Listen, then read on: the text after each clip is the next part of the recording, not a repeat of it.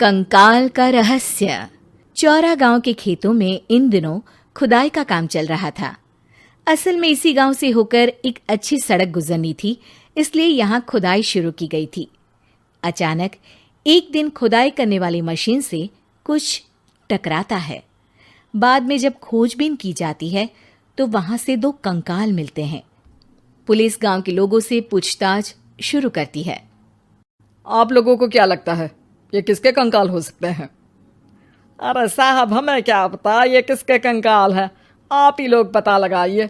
हम लोग तो बहुत ज़्यादा डरे हुए हैं। हाँ, हमारी फॉरेंसिक टीम अभी आ रही है। ये बताओ कि इस गांव के रहने वाला कोई जोड़ा गायब तो नहीं ना? क्योंकि शुरुआती जांच में तो ये बात सामने आ रही है कि एक कंकाल किसी पुरुष का है तो एक किसी महिला का। साहब, हमें तो बहुत डर लग रहा है। ऐसे कंकाल मिलने का मतलब गांव के आसपास ही किसी की हत्या हुई है या फिर किसी को जलाकर मार डाला गया है। हाँ साहब, हम अपने परिवार को लेकर बहुत ही ज़्यादा परेशान हैं। देखिए, आप लोगों की परेशानी हम समझ सकते हैं, लेकिन आप लोगों को पुलिस का सहयोग करना होगा, क्योंकि आपके सहयोग के बगैर हम ये पता नहीं लगा सकते हैं कि आखिर ये किसके कंकाल है और इनकी हत्या किसने की। ठीक है साहब, गांव के लोग आपका पूरा सहयोग करेंगे। हाँ साहब, पूरा सहयोग करेंगे। तो फिर ठीक है, हम अपनी जांच शुरू कर देते हैं। कुछ दिन बाद जांच रिपोर्ट आ जाती है। पता चलता है कि ये कंकाल करीब 20 साल पुराने हैं, यानी 20 साल पहले किसी जोड़े की हत्या कर शव को यहाँ पर दबा दिया गया था। इंस्पेक्टर राघव, ये बताओ कि 20 साल पहले की मर्डर मिस्ट्री क्या आप सुलझ सकती है? हाँ सर, क्यों नहीं। लेकिन अब सबूत और गवाह काफी मिट गए होंगे।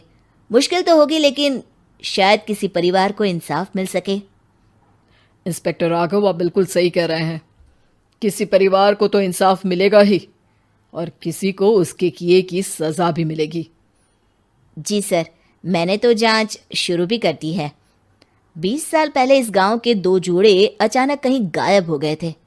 मैंने दोनों ही परिवारों के बाकी के सदस्यों से बातचीत शुरू की तो उन्होंने बताया कि उनके बच्चे शहर गए थे, लेकिन आज तक वापस नहीं लौटे हैं। लेकिन ये दोनों शव किस परिवार के सदस्यों के हैं, ये कैसे पता चल सकेगा? सर, मैंने डीएनए टेस्ट करवा लिया है। आज शाम तक इसकी रिपोर्ट भी आ जाएगी। अच्छा, ठीक है। उसी शाम को सर, डीएनए रिपोर्ट के मुताबिक ये दोनों ही लाशें चौरा गांव के रहने वाले प्रधान सुल्तान सिंह के बेटे और बहू की है। लेकिन इनकी हत्याएं किसने की है, ये कैसे पता लगेगा? इसी का तो पता लगाने की कोशिश में जुटा हूं सर। आज सुल्तान सिंह से मिलने भी जा रहा हूं। मेरा बेटा और बहू तो मेरे लिए सिर्फ यादों में ही रह गए थे। हमें उनकी लाशें तक नहीं मिल सकी थी। आज 20 साल बाद उनके कंकाल मिले हैं। मैं अब किसके लिए जीऊं?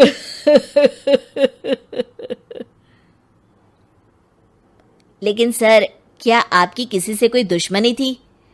अपने बेटे बहू की हत्या के लिए आप किसे जिम्मेदार मान रहे हैं? अब मैं किसका नाम बोलूं? मेरी तो किसी से दुश्मनी नहीं थी, बस मेरे बेटे बहू को कोई वापस ला पाता।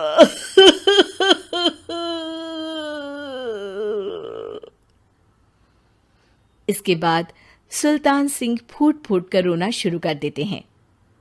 सर, अब आप इनका अंतिम संस्कार करवा सकते हैं। कम से कम इनका शरीर ना सही, इनका कंकाल तो आपको मिला है। लेकिन हाँ, अगर आपको कुछ भी याद आए तो ज़रूर बताइएगा। मेरी तो बेटा अब उम्र हो गई है, लेकिन मेरे बेटे और बहू के हत्यारों का ज़रूर पता लगाइएगा, क्योंकि जब तक हत्यारे पकड़े नहीं जाएंगे मेरा मन नहीं मानेगा। सर, हमारी पूरी कोशिश रहेगी हत्यारे को पकड़ने की। लेकिन एक बात बताइए, उस वक्त आपको किस पर शक गया था? उस वक्त मेरे एक ड्राइवर को पकड़ा गया था, लेकिन सबूतों के अभाव में उसे छोड़ दिया गया था। अच्छा, और ड्राइवर पर कैसे शक हुआ था? क्योंकि उस दिन ड्राइवर छुट्टी पर था। उस समय लेकिन लाश क्यों नहीं मिल सकी थी? उस वक्त पुलिस ने बहुत कोशिश की थी, लेकिन दोनों की डेड बॉडी नहीं मिल सकी थी। ठीक है, हमारी तफ्तीश चल रही है, मैं फिर आऊंगा। इसके बाद इंस्पेक्टर वहां से चला जाता है और सुल्तान सिंह अपने बेटे और बहू की याद में खो जाते हैं।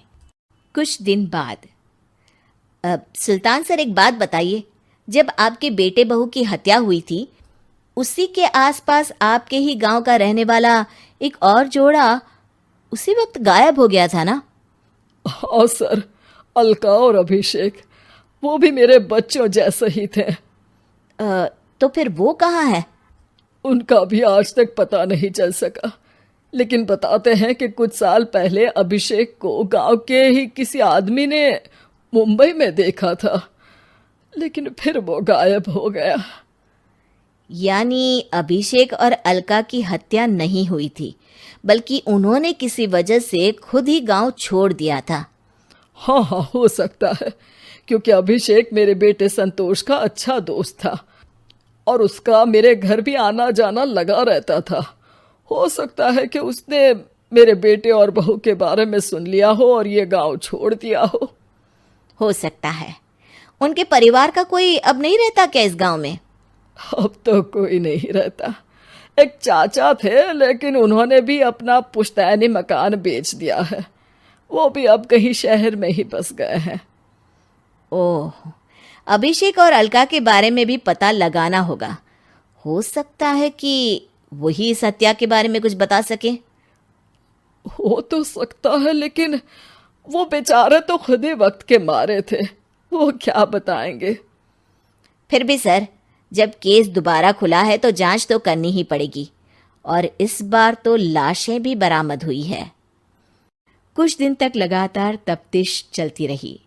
एक दिन थाने से सुल्तान सिंह को फोन आता है। हाँ, कौन बोल रहा है? सर, मैं कांस्टेबल तुलाराम बोल रहा हूँ थाने से। आपको थाने आना पड़ेगा। थाने? लेकिन क्यों?